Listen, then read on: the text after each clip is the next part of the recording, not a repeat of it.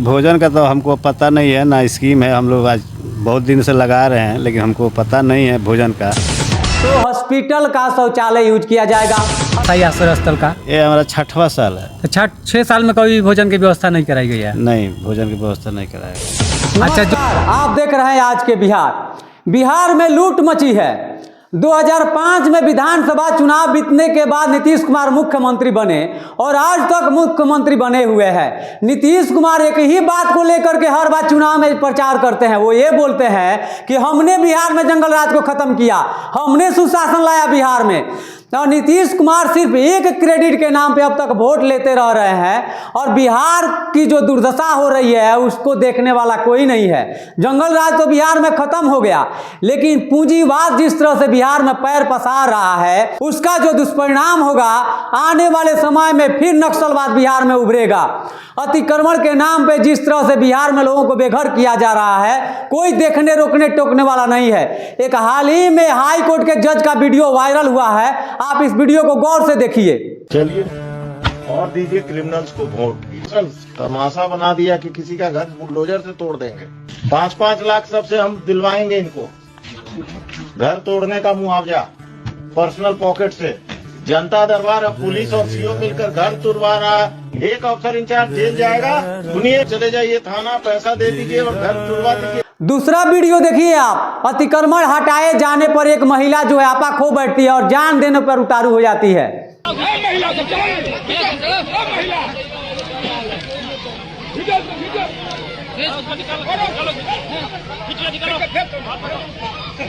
और ये तीसरा वीडियो देखिए, किस तरह से लोगों को बेघर कर दिया गया है। लोग रो रहे हैं, उनके पास आश्रय नहीं है।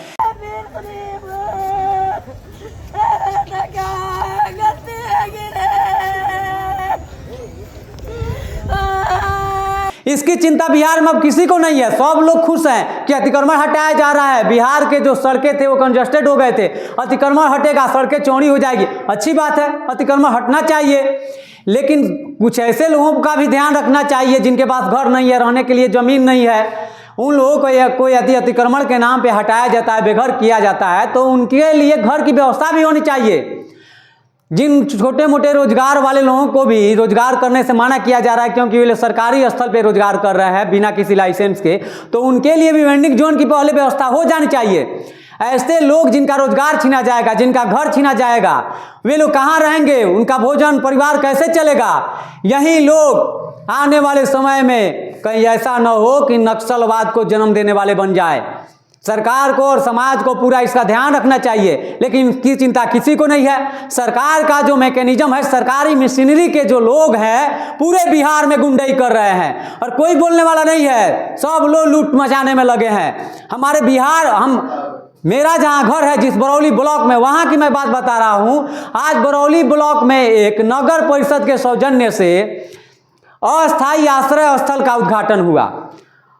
उद्घाटन परांत शाम को हम वहां पहुंचे देखने के लिए कि जो अस्थायी आश्रय स्थल बना है वह कैसा है। हमने वहां बातचीत किया, जो आश्रय स्थल के आगंतुक पंजी लेकर के बैठे थे, हमने उनसे बातचीत किया।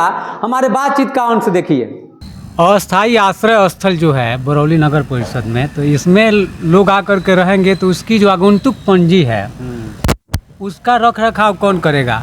रख रखाव जो इसमें लड़का लोग रहेगा वही करेगा, एंट्री करेगा। तो इस समय कौन? इस समय आप कर रहे हैं? नहीं, अभी हम हैं यहाँ पर। जो लड़का है वो गया है अभी थाना चौक पर नाश्ता पानी करने के लिए। अच्छा, आपका परिचय? हमारा नाम हम वेंडर हैं यहाँ के, जैसे लागल बगल वेंडर हैं। अच्छा, टेंट उंट जो लगा है सब हमने आपके मैनेजमेंट से लगा है? हमारे मैनेजमेंट से लगा है। अच्छा, ये आश्रय स्थल में इस तरह का नियम है कि नगर परिषद में कहीं अस्थायी आश्रय स्थल यदि लगाया जाता है तो वहाँ पे बेघर लोगों के लिए आश्रय स्थल होता है ये, और वहाँ पे उन बेघर लोगों को भोजन दवा की मुफ्त व्यवस्था की जाती है। तो क्या यहाँ पे भी भोजन और दवा की मुफ्त व्यवस्था है? नहीं, यहाँ तो हॉस्पिटल है तो दवा तो मुफ्त है, लेकिन भोजन का तो हमको पता नहीं है, ना स्कीम है। हम लोग आज बहुत दिन से लगा रहे हैं, लेकिन हमको पता नहीं है भोजन का। हमको केवल ये बेड वगैरह रजाई वगैरह देना है, बेड देना है, तकिया देना है, पानी वगैरह देना अच्छा, पिछली साल तो आप ही ना लगाए थे आश्रय स्थल, आप ही के मैनेजमेंट में लगा था ये? हाँ, हमारा ही मैनेजमेंट लगा। तो क्या उसमें भोजन की व्यवस्था कराई गई थी? नहीं, उसमें भोजन की व्यवस्था नहीं था। तो पिछले साल भी भोजन की व्यवस्था नहीं कराई गई थी? नहीं, पिछले साल भी भोजन का नहीं, बहुत साल से कर रहे हैं, तो भोजन को हम लोग आज तक हम लोग को मिला नहीं है। कितने सालों से आप यहाँ टेंट लगा रहे हैं अस्थायी आश्रय स्थल का? ये हमारा 6वां साल है। तो 6 साल में कभी भोजन की व्यवस्था नहीं कराई गई है? नहीं, भोजन की व्यवस्था नहीं कराया गया है। अच्छा, जो टेंट में जो बेड वगैरह है, बेड बड़ा साफ सुथरा दिख रहा है, बिल्कुल नया है, कंबल बेड सब, ये धुआता होता है कि नहीं? हाँ, मान लीजिए आज तो पहला दिन है, तो मान लीजिए नया दिख रहा है, 10 दिन के बाद लोग रहना शुरू कर देगा, धुआता होता है बीच में कि वहीं से ही रह जाता है पूरा एक सीजन? अच्छा, ये बताइए, जो घर जैसा है ना, घर जैसा साफ सुथरा है बिल्कुल ना, बिल्कुल, अभी तो साफ सुथरा है। घर में जब सोते हैं तो गंदा होता तो धुलाता नहीं है? मतलब बेड धुआता है? हाँ, धुलाता, सब धुलाता है। धुआना भी चाहिए, नहीं तो मान लीजिए कोई संक्रमित व्यक्ति आ गया, आकर सोया, फिर दूसरा आकर के उस पर सोएगा तो उसको भी बीमारी होगा। हाँ, उसका सब साफ सफाई का पूरा देख ही रहे आप, साफ सफाई जी यहाँ जी, का। बिल्कुल। आज 10 दिन के बाद भी आएगा तो ऐसा ही मिलेगा आपको। अच्छा, ये कब तक आश्रय स्थल रहेगा?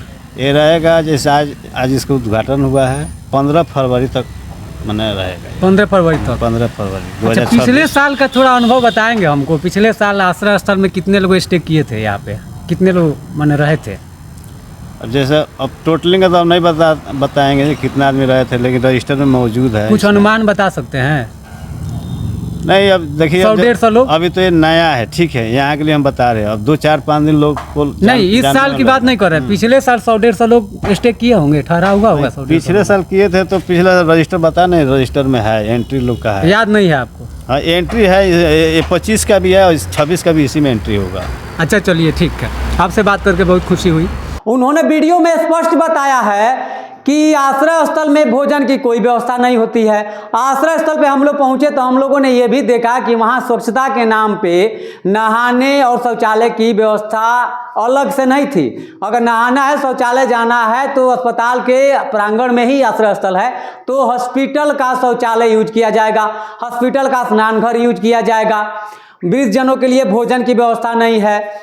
नगर परिषद में जब भी आश्रय स्थल कोई खुलता है तो उसमें ज़्यादातर इस पे ध्यान रखा जाता है कि ये तो होता है बेघर लोगों के लिए, तो उनको जो है मुफ्त भोजन या कम शुल्क पे भोजन की व्यवस्था, दवाइयों की व्यवस्था और ठहरने सोने के लिए बिछावन कंबल की व्यवस्था की जाती है। आश्रय स्थल बिछावन कंबल की तो व्यवस्था थी, भोजन की कोई व्यवस्था नहीं है। इस संबंध में हमारी जो है नगर परिषद के चेयरमैन से भी बात नहीं हुई है कि भोजन की व्यवस्था क्यों नहीं है, पूरी जानकारी इस संबंध में हमें नहीं है, लेकिन जो प्रावधान है वो हम आपको बता रहे हैं। सिर्फ ये यहाँ बरौली की समस्या नहीं है, पूरे बिहार की ये समस्या है। बिहार सरकार में जो शिक्षा की स्थिति बदहाल हुई है, कोई देखने वाला नहीं है, कोई बोलने वाला नहीं है। शिक्षा जो है बद से बदतर होती जा रही है। बिहार में शिक्षा व्यवस्था प्राइवेट स्कूलों पे टिकी हुई है और प्राइवेट स्कूल वाले अभिभावकों का शोषण करने में लगे हुए हैं। इसके लिए जो नियामक सरकार तय की है, उस नियामक को देख रेख करने वाला, इन्फोर्समेंट करने वाला कोई नहीं है।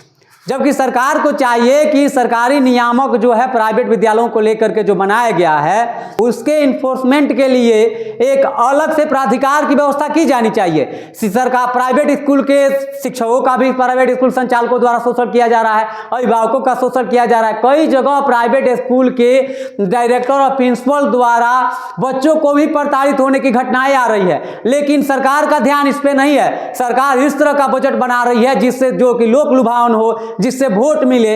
अभी देखिए विधानसभा चुनाव में क्या किया गया, 10-10 हजार रुपया जो जीविका दीदियों को दिया गया, उसमें से सुनने में आ रहा है कि कई जीविका दीदियों को 10,000 रुपया गलत खाते में दे दिया गया। अब सरकार कह रही है कि आप 10,000 रुपया लौटाइए, और जो 10,000 रुपये कई लोगों के पास पहुंचा है, ऐसे लोगों के पास पहुंचा है कि रोज 100-150 रुपया कमा करके रोजी रोटी चलाने वाले लोग हैं। 10,000 रुपये तो वो खर्च कर दिए हैं, अब 10,000 रुपया वो कहाँ से चुकाएंगे? सरकार तो एक तरह से उनको प्रताड़ित कर रही है।